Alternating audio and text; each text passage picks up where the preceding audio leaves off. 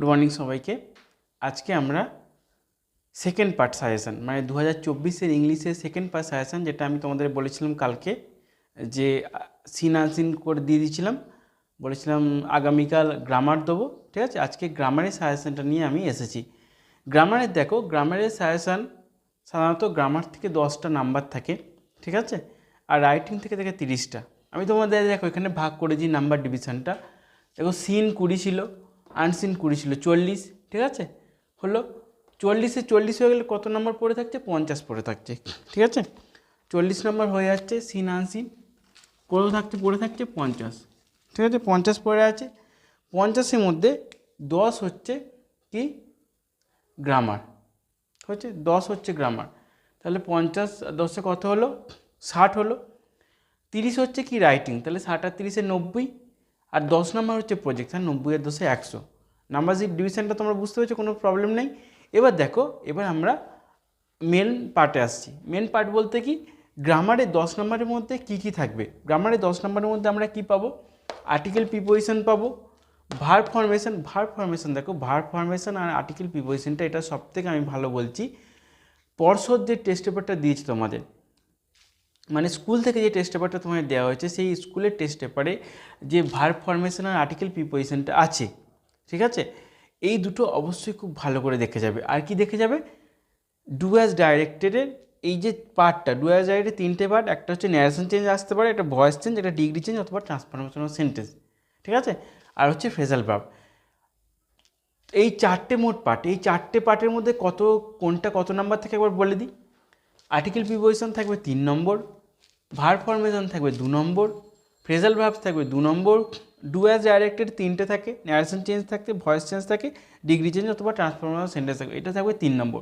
তাহলে 3 3 6 আর 2 8 আর 2 10, মোট 10 নম্বর হচ্ছে। ঠিক আছে, আমি তোমাদের একটা কথা বলবো, পর্ষদ যে টেস্ট পেপারটা দিয়েছে, পর্ষদের টেস্ট পেপার থেকে তোমরা কিছু করো নাই করো, গ্রামারের যে পার্টটা, গ্রামারের পার্টটা কিন্তু একটু ভালো করে করো। ঠিক আছে, কারণ গ্রামারের পার্টটা আমি দেখেছি পর্ষদের টেস্ট পেপার থেকে কিন্তু মানে গত 5 বছর বা 6 বছরে খুব কিন্তু ভালো আসে গ্রামারের পার্টটা। ঠিক আছে, যারা এবিটিএ করছো তাহলে কোনো চিন্তাই নেই, এবিটি যারা করছো তারা ঠিক আছে, এবিটিএ অনেক পুরনো টেস্ট পেপার। ঠিক আছে, কিন্তু মানে যেটা পর্ষদ দিয়েছে তোমাদের স্কুল থেকে, সেটাতেও কিন্তু তোমরা করতে পারো। ঠিক আছে, সেটা থেকে এগুলো করলে কিন্তু তোমাদের অনেক কাজ দেবে। এবার দেখো, তোমাদের এখানে নাম্বার ডিভিশনটা মোটামুটি তোমাদের ক্লিয়ার হয়ে গেছে। এবার তোমরা বলছো যে আর্টিকেল প্রিপোজিশন 3 নম্বর, এখানে দেখো কোনো বছর হয়তো আর্টিকেল প্রিপোজিশন 2 নম্বর দিল, ফ্রেজাল ভার্ব 3 নম্বর দিল, এরকম হতে পারে। বা কোনো বছর ভার্ব ফরমেশন 3 নম্বর দিল, এখানে তোমার আর্টিকেল প্রিপোজিশন 2 নম্বর দিল।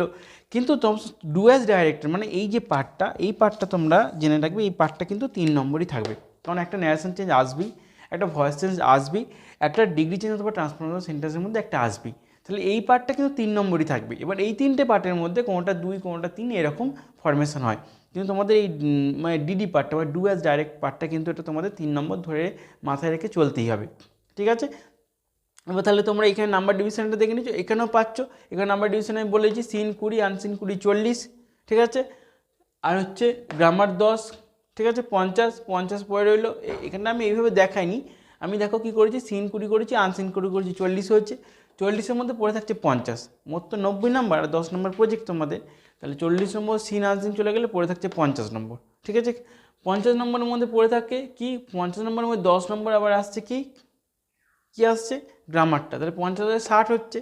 60-এর মধ্যে আবার কি 30 সাথে কি রাইটিং, তাহলে 60 আর 30 90 হচ্ছে, আর 10 নম্বর প্রজেক্ট, মোট 100 নম্বর। এটা হচ্ছে তোমাদের নাম্বার ফরমেশন। আজকে আমি তোমাদের গ্রামারটা বলে দিলাম। নেক্সট দিন আমি রাইটিংয়ের যে সমস্ত বিশেষ বিশেষ টপিকগুলো, কোন কোন রাইটিং তোমাদের এবছর ইম্পর্টেন্ট, ঠিক আছে, কোন কোন রাইটিং আসতে পারে, কোন কোনগুলো তোমরা বাদ দেবে, সেই রাইটিংগুলো আমি নেক্সট ডেতে অবশ্যই বলে দেবো। সবাই খুব ভালো থেকো, ভালো করে পড়াশোনা করো আর জীবনে এগিয়ে যাও। ঠিক আছে।